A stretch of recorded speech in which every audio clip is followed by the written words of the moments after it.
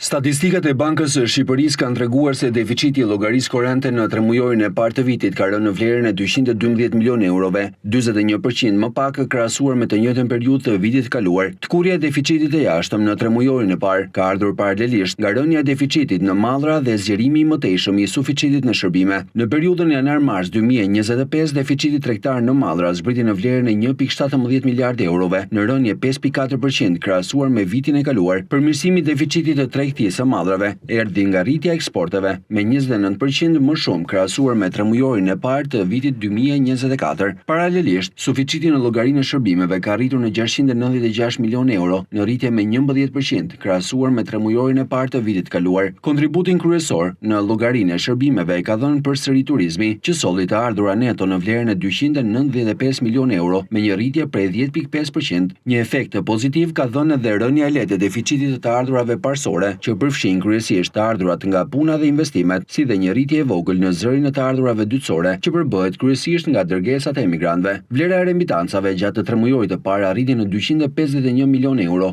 një rritje prej 3.7% krahasuar me të njëjtën periudhë të një viti më parë.